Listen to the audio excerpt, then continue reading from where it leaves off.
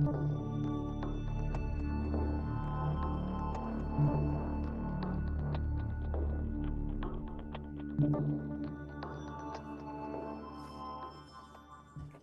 and welcome everyone to the Wall Street Blockchain Alliance's Crypto Roundup for Friday, September 27th, 2024. Ron Quaranta here with my amazing friend and co-host, the one, the only David Brill. Our fellow co-host Joshua Ashley Klayman, I believe, is somewhere over the Atlantic, either in the Gulf Stream or the Bombardier, David. Lots of news to cover this week, and we get an opportunity to go deep on some of the economic stuff. David, before we begin, for everyone in the audience, again, thank you all for joining us. If you've got questions or comments for David or I, please hit us up in the chat on LinkedIn Live, on Twitter, or on YouTube as well. And before we begin, obviously, anything David and I are discussing are only our opinions, don't necessarily represent the opinions of our respective firms. And David, we will never give advice. It's not accounting, legal, tax. It's not token advice. You certainly don't want that kind of advice from me. Before we begin, David, it's a risk-on week.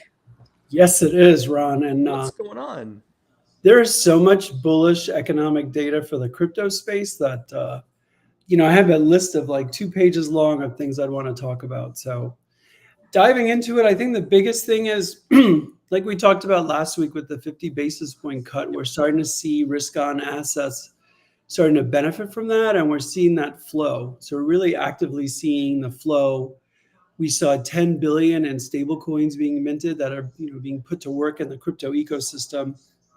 The small cap index, so Russell's up today, and on and on. So there's a lot of bullish macro data. And then I think the most interesting thing that I came across, like as I was researching for today, is that this September, if it closes where we are now, will be the biggest up month for crypto, for Bitcoin, ever. And we're looking at about a 10% gain for September.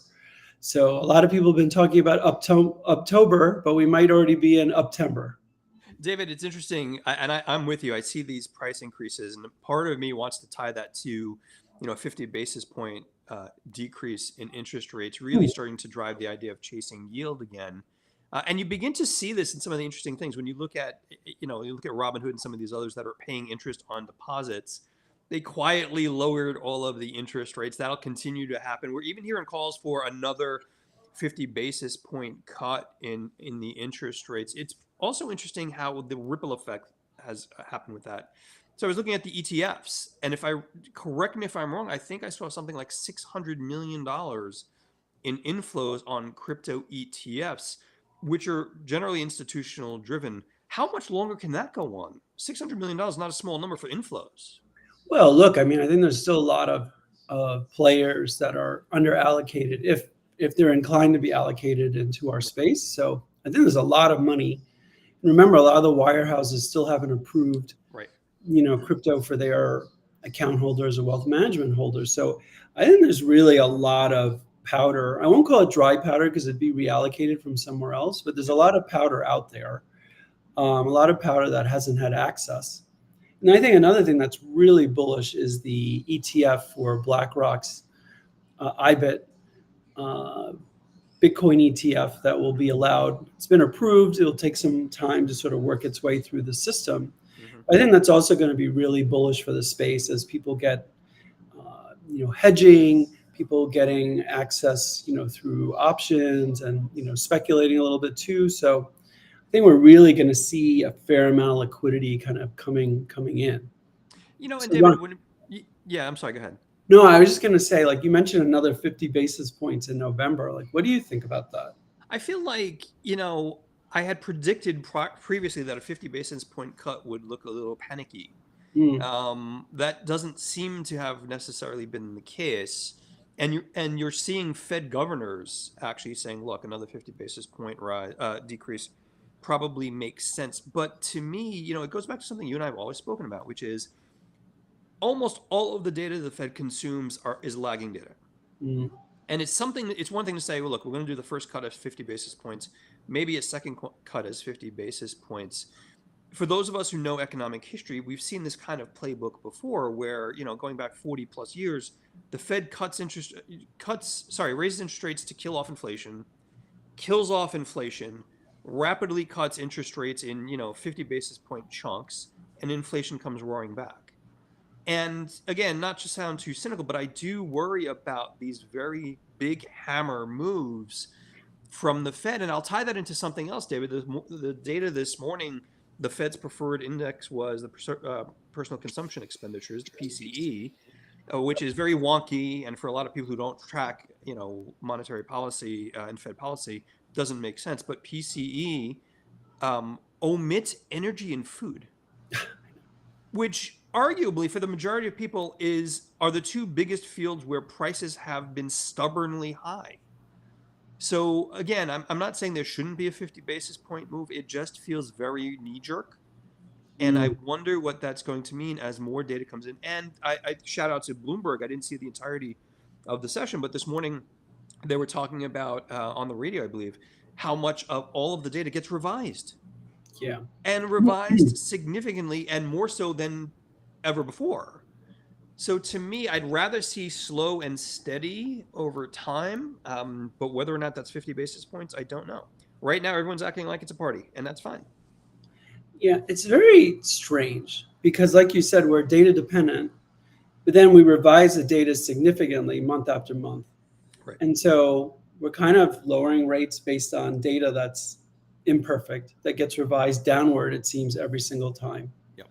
And so what I would say is that I think that the labor market, especially on the white collar side, is worse than what's being reported. And I consistently believe that.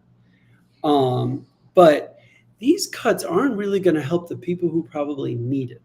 Right. It will help commercial real estate. It will help real estate to some extent, although I think we need more cuts to get more people motivated to sell and more people motivated to buy. Right. So it might start dealing with the gridlock for that. But I think for the lower and middle class folks, I don't think this really changes anything. And if anything, if rents keep going up from this somehow, then it makes it worse. And, right. I think I saw something that egg prices keep going up. So it's very interesting. I wish folks were more dynamic in their descriptions of this, but it feels like small, middle-class wage earners are not going to benefit from this. Their credit cards will go from 25% to 24.5%. Right. Right. With high balances, right? I think you and I had noted their credit card balances are, if not at all-time highs, are certainly significantly higher. So yes, I think corporate real estate, I think real estate in general, I think risk on assets and small caps benefit. But if you look at the economy, people in the US, I don't know that white collar jobs are improving. And I don't know that, lower and middle class folks buying power is improving. Anything, it's probably eroding a little bit. So net, I think the last thing I want to say is that, like you said, when I always thought of a 50 basis cut move as something really material is happening. Right. And now it seems wholly unnecessary. The market's at all-time highs. We can debate where inflation really is. I think it's higher than what is reported when we kind of put in the things that we all have to pay for every day. Yep. So net, I think they were late to the party, but I don't really see a reason to do 50 in November. I agree with you. And I think the other thing that's hard for everyone to keep in mind, particularly for folks who don't focus on kind of the data in their day-to-day lives, is that it takes a while for these changes to percolate through a $20+ trillion economy. Yeah.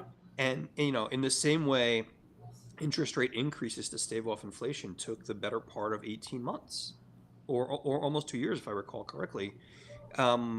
That will be the same process here. So we see data the Fed dropped interest rates 50 basis points, mortgage applications are up, relatively. That's a very small sliver of the impact that's going to happen, and that impact will take many, many months. So again, I think some of this, when you see an interest rate cut like this, and we see the markets doing really well, like most market prices, David, that you and I know, those are anticipations of future prices and future economic activity.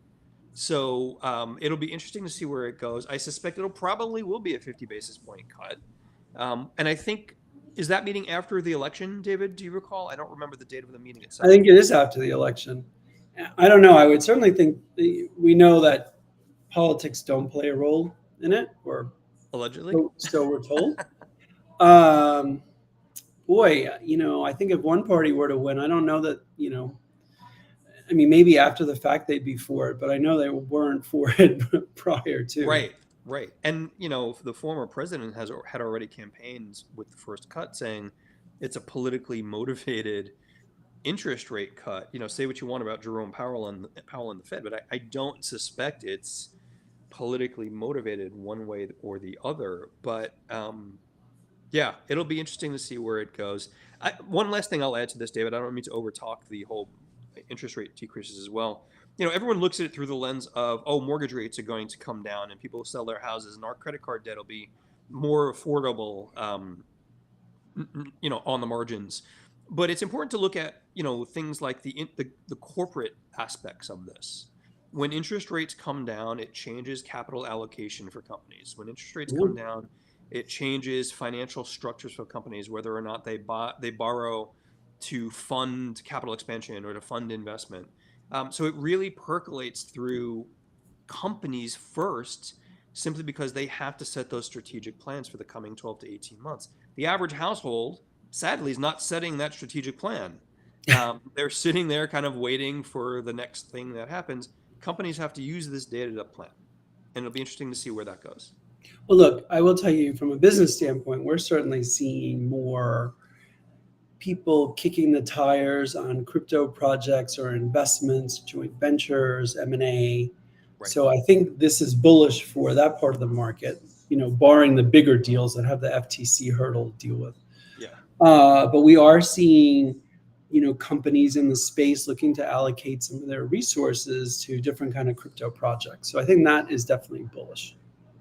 David, moving from that point where we're talking about the interest rate declines to looking at the crypto market price action that you and I have seen, some of the altcoins have seen double-digit percentage increases. I'm having a hard time speaking today. Does that worry you a little bit? You and I talk about Bitcoin. We talk about Ethereum. We look at certain tokens. Again, none of this is an endorsement, but tokens that we think are part of very robust, interesting projects that have utility and value and use. But does it worry you when you see Shiba Inu up 16%, for example? So it's really funny. There really is a correlation. When Bitcoin goes up, it seems like the meme coins go up also. Right. And you're starting to see that. And I've seen that trend over and over. So look, I think I've come around to the point that meme coins, I think at some point will become sort of these social network kind of tokens, and that they'll have this social benefit, whether it's some ecosystem. So no, you know what? I'm kind of the view, everybody likes to speculate. And to me, meme coins are like the true pink sheets of crypto. And so if people want to speculate, I think more serious folks in the space are not really playing too much in that area, or maybe, very little. Yeah. But no, I think at one point it did concern me that the capital that was going to meme coins weren't going to real, like we'll say layer one altcoins. But at this point, this is what I'll call the casino part of our ecosystem. Right. And, look, more power to people. If they think that they can make money in those, fine. I'm not really a player in that for the most part. David, it does bring me to something interesting, though, and we've also kind of spoken to some of this, and it's almost a philosophic question, right?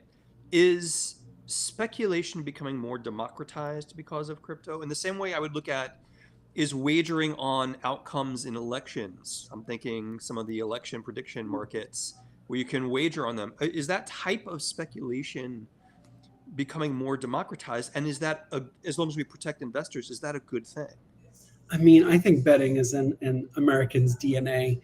I mean, I think whether it's, on football, on, March Madness, on now the elections, I think, for better or for worse, I think it's part of our DNA, and sort of people like to win. And, from that competitive standpoint, I'm all for it. I just think people just have to have their eyes open, Right. If you're buying something that's a meme of something, you're really going to, would you go to the bank and withdraw $5,000 or charge $5,000 worth of like a picture with an animal on it or a cartoon figure on it? No. I think that's the way you have to think about it. Like, I can see people betting, okay, I think Trump's, not me personally, but hey, directionally, I think the Republicans are going to win the Senate, and I want to bet $1,000 on Polymarket they're going to win the Senate. More power to them. Yep. You know, it's I don't think it's much more different than betting on, hey, I think the Jets are going to beat the Broncos on Sunday. Like, I don't know how much they'll win by, but oh, maybe I think they'll win by a touchdown. So I kind of look at it that way. What about you, Ron? How do you think about like the meme coins and their role in the ecosystem? I think, so you and I have spoken about the projects and the tokens and the layer ones that we think have value across different aspects of the ecosystem. Certainly the layer twos and seeing how some of them might interoperate, I think is important. I think there's a speculative gambling mentality to it. And I think, to be clear, like people should be protected from rug pulls. I mean, you and I get the aspect of people should be protected to the extent we can protect them. That said, every state in this country has a pretty robust lottery service that gets billions and billions and billions of dollars every year. And I know that in some states, I think it funds education or whatever that may be, but the government's not cracking down on that. And arguably, the people who spend the most money on that are the people who shouldn't spend the most money on a lottery. So I think there's a portion of it, and I don't mean it to sound negative, but people want to speculate. People want to speculate on some things, and if there's an upside to them, as long as they don't risk, the food money for the house or the mortgage payment, I think that's very important. But I also look at it from a different context, David, and tell me if I'm wrong. I get data analytic-y on it when I look at things like prediction markets, and when I look at things like where money's going into the altcoins, because I think that's a real true representation of what I'll broadly call the wisdom of the crowds. And the reason I say that, particularly the prediction markets, but also some of what we're seeing in the altcoins, the latest predictions for the election, some of the prediction markets are more closely matching the actual data than some of the surveys of who's going to vote in what way. And I think particularly in local election, in state elections, the prediction markets have more accurate data because they're culling it from a broader base of information. And I think there's value there. Look, I do too. I don't think the polls are particularly effective because I think there's a type of person who will respond to political polling and there's a type of person who won't.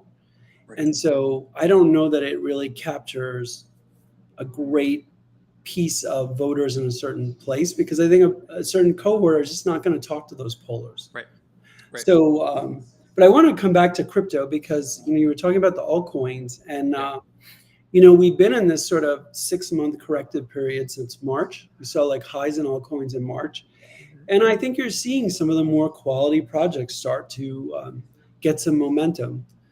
There are a few that I would, typically mention specifically, but at this point, I still don't want to mention specific projects. But I think the high quality layer ones that are in the top sort of 50 tokens, and I think some tokens that are in certain sort of ecosystems like the AI tokens and some of these other tokens are starting to have like bullish catalysts and are starting to move. And we've moved out of this range that those altcoins were in. So I think that you're going to start seeing as risk on is becoming more prevalent now. I think you're going to see people put money in Bitcoin. If Bitcoin appreciates, I think you'll see people roll some of their profits into altcoins. Yeah. And I think for the buyers who are already in altcoins, who've sort of ridden down the sort of painful 6 months, I think if they have dry powder, they will start going back into the projects that they like and either doubling down or just adding to their positions. David, where are the gaming Web3 tokens in all of this? I know that you track that much more than I do, and you've probably forgotten more about it than I know, but where are you seeing that kind of trend? It's been quiet lately, but I think as more focus goes on to use cases, I still think these AI tokens, the gaming tokens, the tokens that allow, robust building on them, like the Ethers and Solanas and Avalanches of the world, those that can really build robust ecosystems are going to continue to grow. Right. And I chose those three because they have robust ecosystems. And and you're not endorsing them. No, I'm not. I'm just saying, like, if you think of some of like the biggest tokens that are being built upon, it's really Ethereum and Solana and Avalanche. David, as we look at all of that price action and then, the talk has been look at where the market's going. And You and I joke about our Bitcoin wager, which far too many people are interested now, interested in at this point, David. But it is interesting. And tell me if you saw the same thing. In the background of all of this is still the resolution to the FTX case. Mm, And there was a time when we talked about, if we would have talked about someone being sentenced several months ago, it would have been front page news in every crypto kind of portal you can imagine. And today it's almost perfunctory. And again, I'm not wishing anything other than the news for everyone in the audience. Caroline Ellison was sentenced to 2 years. She was a cooperative witness in the government's case against Sam Bankman-Fried for the fall of FTX. David, does that speak to the market's moved beyond bad actors and bad news and is now focusing on fundamentals? well, look, I think FTX is in the rearview mirror. I think for a lot of people now, and I think it's not clear when that distribution will be made. I think the plan is scheduled to be confirmed in October. Yeah. And then you just don't know when that money will be released. There's always an administrative time it takes. And maybe for tax purposes, they decide to wait till January to distribute the funds Right. if the creditors decide that's what's in their best interest. So that is like an avalanche of liquidity, Yeah. somewhere between, I think, 10 and $12 billion of fiat, not crypto, unfortunately, will be returned to customers. And I think, you could expect that customers will put a fair amount of that to work. Right. With regard to the sentencing, I actually have been looking at it a little differently. I'm wondering if sort of CZ being released this weekend is sort of like the start of this next bull run, sort of the biggest name in our ecosystem being released after his short prison stint, more than like Caroline's kind of looking backwards.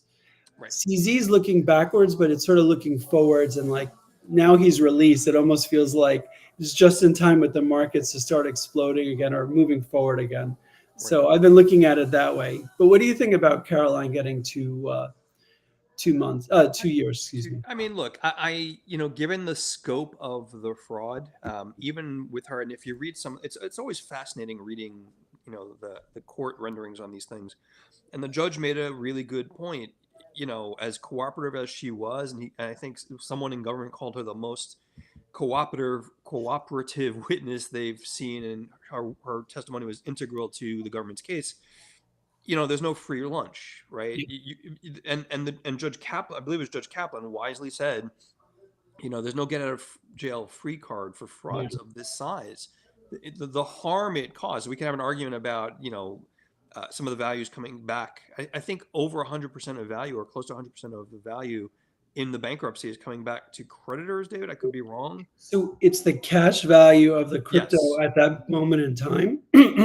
I push back on the idea that all of the value is coming back, because I feel like if all the crypto came back, then people would be, Right. But a significant amount is coming back, which is a benefit. Yeah. Look, these things are dynamic, but at some point you have to know that if you're misallocating customer assets, that you can't do that. And there needs to be some mechanism that people understand that this misallocation, and it's fraud and it's customer assets, and the government needs to be protecting individuals, or you run the risk of losing faith in the entities.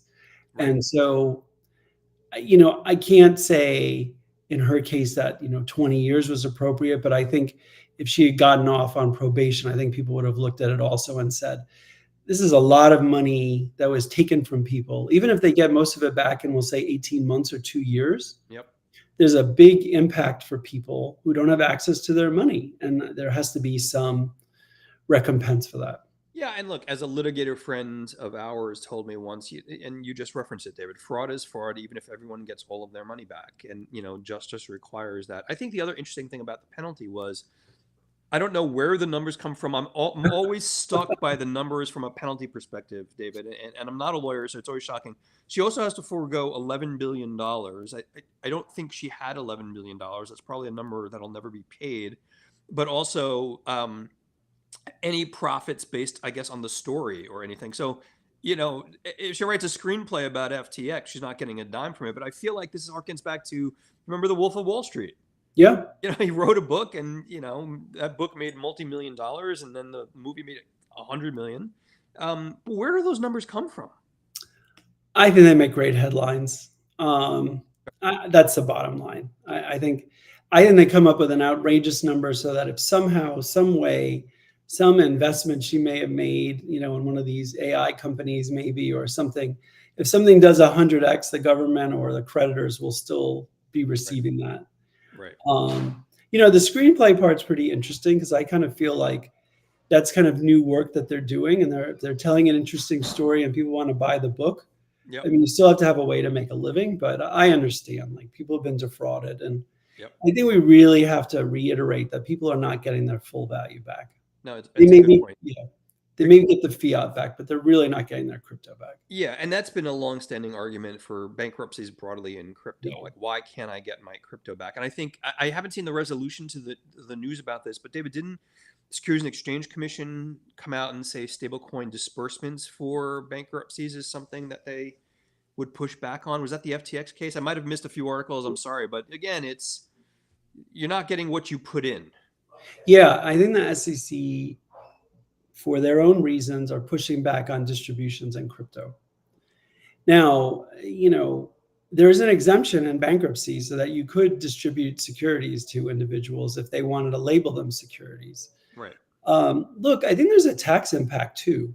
Like, if there are people who were savvy and bought Bitcoin early and are now being forced to take it in fiat and had big gains, they could, to the extent that, they're not offsetting losses, have these big tax implications. So you're kind of getting hit twice. A, you're not getting the crypto appreciation, and B, you may get a tax impact. And so that doesn't feel very good. And C, you don't have access to your, value for a period of time. So I think that's like, it's not a great situation to be in. And so, I think in the future, if we do have a bankruptcy again, my hope is that if people want their, crypto back in crypto and not in fiat, that we get to the place where that can happen. Yeah, David, I mentioned the Securities and Exchange Commission, which brings us back to our favorite conversations about regulators. And I'm going to say a phrase that you and I have discussed many, many times. Tell me if I'm wrong. Are regulators picking winners? I think you know where I'm going with this. The SEC put forward that, and again, to be clear, the office of the chief accountant at the SEC put forward exemptions to SAB 121, which was basically prohibited financial firms and banks from holding crypto in custody. And not long after that news, David, the first exemption is BNY Mellon, the world's largest custodian.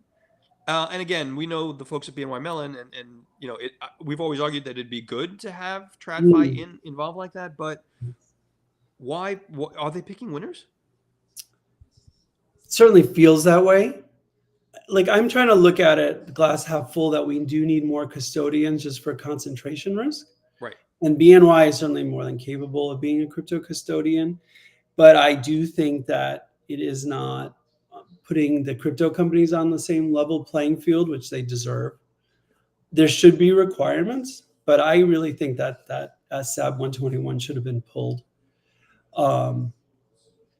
Some people have said there's a reason why it was vetoed, and I don't want to go into the merits of that or not, but I think it should have been pulled. And I'm not a fan of certain organizations getting a benefit over others. I don't think that's what regulation is about. And I am glad that BNY is going to be a custodian, Sure. But I do think that other entities, whether it be Custodia Bank or other entities that are qualified, should be allowed to custody as well. What do you think, Ron? I mean, how does that strike you? Like, if you were a custodian in the space and now you are subject to these regulations, and one of your competitors getting an exemption and you're not, how would that sort of land with you? So look, to me, it feels unfair, but I also feel like it's discounting some, like, I've got to imagine BNY Mellon's been doing work in this space and studying this for a long time.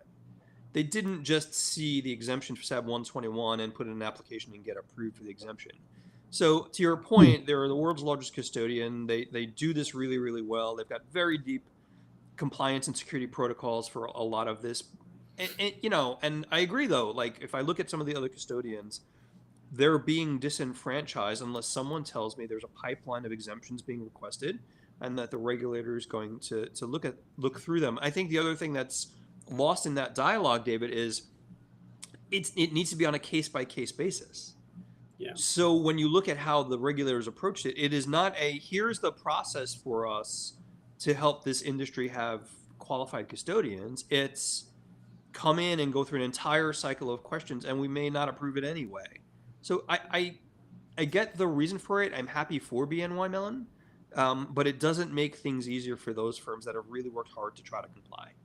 Yeah. I don't know if that changes with a different administration, well, essentially a new administration on either side of the aisle. But it'll be interesting to see the next TradFi firm in my mind that gets that exemption and who's applying. Yeah. And look, also, like, we haven't talked about the options for the ETFs too much, which I Right. think also is a really big deal. But again, like, certainly support BlackRock and, Yeah, of course. but why only did IBIT get the ETF approval? And what about the other ones? I mean, I don't know that BlackRock's offering is significantly different than Fidelity's, ETF. So I don't know why one's getting approved over others. Maybe they asked for it first. I don't know, but it does feel like they are, picking certain entities over others to start. And look, let's also be clear that a BlackRock reaching out to regulators in DC is a very different thing than make up, Ron Q custodian that wants to get involved in crypto reaching out to regulators for a variety of different reasons. If we see only TradFi being considered to the exclusion of others that have, to be clear, again, deep compliance benches. These are not fly-by-night operations. These are professionals who understand how the industry works. It tells us that there is a bit of picking winners and losers. I want to make it a political conversation in the sense that I wonder how that stance changes after the election. And because when you look at former President Trump's come out as the crypto guy now, when you and I have had doubts about some of that, Vice President Harris has come forward recently stating that she's looking for innovation in things like AI and digital assets. Does any of that change, I wonder? Yeah. Look, I think many of us are trying to keep an open mind. Yep. I think some sort of blanket sweeping statements, again, keeping an open mind. Until we get the details, right? Yeah. And also the thing that I think we have to stare into is, we can hear the policies of both, former President Trump and Vice President Harris, but in actuality, what are they willing to do to move the ball? Are they willing to have a new SEC commissioner? And there's methods that can be, pursued. I know, strictly speaking, he has a term. Are they willing to invest the capital to say, we want somebody else leading the commission? Is somebody willing to come in and take a different view of the cases that are currently being brought against Coinbase, against Kraken, I don't know if there's still existing case against Binance. So it's really more than just some nice platitudes about business and wanting us to be, the epicenter of technology. But practically speaking, what steps are they willing to take to move the ball forward? And we know that politicians can't tell SEC commissioners what to do. Sure. But I think that if an SEC commissioner, a potential chairperson is going to have a certain view and wants to sort of resolve these things and follow Congress's wishes to move the industry forward, there's a path to doing that. David, and it's not just the presidential part of the election. I mean, certainly the House and the Senate. I don't know if you saw it earlier this week. I think it was Wednesday again. The House Financial Services Committee had a meeting with all the commissioners of the Securities and Exchange Commission. And, some of those conversations were tough on Chair Gensler. I don't know the man. I know whether or not people agree with his positions, but it was fascinating to see across both sides of the aisle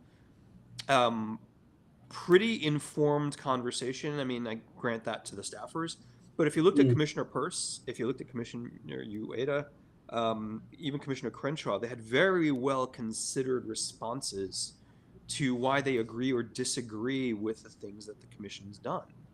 And those, in my mind, those are not conversations that would have happened in the House 2 years ago. It Yeah. was just interesting to see that like battle lines have been. It's not that battle lines have been drawn so much as some people see a smart way to approach this, and others see an obstructionist way to approach this. Boy, that was very diplomatic, Ron. I think. Yeah, I try, David. I try. I think I would go so far as to say is it's okay to have a view, but a regulatory body needs to support, companies in the space, and they need rules of the road. And Right. sort of being vague and sort of not really telling people what the rules are and saying something's really clear, but then you can't argue that in court, and making up new terms and having to apologize in court for making up these new terms. Yes. It's just not consistent with regulation. And I think it was, Commissioner Ueda who said this, that, the sort of stature of the SEC has taken a real hit in this probably, this 4 years. And I think it's just people want to do business here. They want to hire Americans. They want to, do commerce here. And we need a way to do that. And it's okay if people don't agree, but I think, we've talked about it before. If we had really spent the effort on drafting regulations instead of, really putting a lot of effort in the enforcement side, I think we could be so much further along. So I think that frustration that I've heard from many people, hit the light of days, in particular in this hearing. And David, to that point, I had a conversation this week with a colleague who's an attorney in Europe, and his business has him throughout Europe as well as like Dubai and Singapore, like kind of the centers of where we're seeing crypto and blockchain adoption. And his perspective was, the United States is falling behind. There's so much happening, even in the context of the MiFID framework or the MiCA framework, that is evolving the industry in Europe because they see it as a competitive advantage. And his response was, I don't understand the U.S.'s policy. I think a lot of people feel that way. Yeah. And I think one other thing we really need to think about as we think about these elections is, what party in the Senate and in the House, and obviously elections are dynamic, everybody has tons of issues, but for our industry, what party do we think will benefit, will want to, move legislation forward, and what party do we think will, be supportive of the industry? Right. And I think we need to really think about that because, the Senate's very important in this process. And so, maybe people have specific views on who they want to vote for president, but I think they do need to stare into who they want to vote for, what party they want to run the Senate, as well. And I think that's really important. David, all of that being said, I'm going to wrap us up because we're coming to an end with how we began talking about interest rates. What are you going to wager? I'm not wagering with you anymore, but what are your thoughts about? That's free, Ron. No, I'm not going to do that. I lose almost every time. But I've got to anticipate that corporates and people like Michael Saylor and MicroStrategy are going to be looking at refinances or debt issuances at lower interest rates to buy crypto. Would you agree with that? Yeah. And look, Michael Saylor's been really a genius in the way he's, borrowing less than 1% and doing these convertibles and, Sure. really bullish on the way he's kind of approached this with, it's no risk it, no biscuit though. If you were to see a big, fall, and it'd certainly be impacted. But look, I really see this fourth quarter, barring like a real geopolitical blow up, is really going to be up, October and really bullish. I think that there's going to be a lot of assets coming in. I think more people get access to the markets. And I think, as we've talked about before, if we make an all-time high, I really see sort of retail and other folks FOMOing in and not wanting to miss out and seeing a real burst. Yeah. Not as bullish as your 125 prediction, Do I still But have a chance?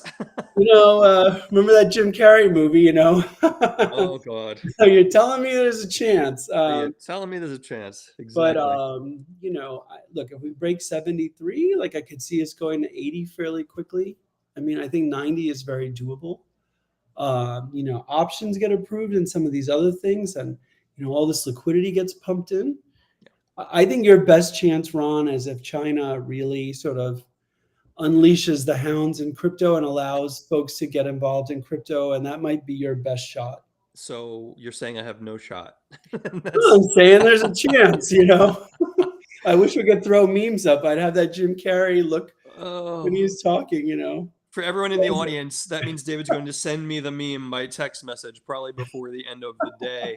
David, we've got to wrap it up. Some news for you and I, and obviously the team here has been doing a lot of work. October 24th in New York City, the WSBA Crypto and Blockchain Summit. For anyone who's watching, you can see David Brill on stage and Josh Klayman and Kayvan Sadeghi and so many colleagues across different industry verticals. Still time and still seats available. If you're interested in registering, go to the website wsba.co.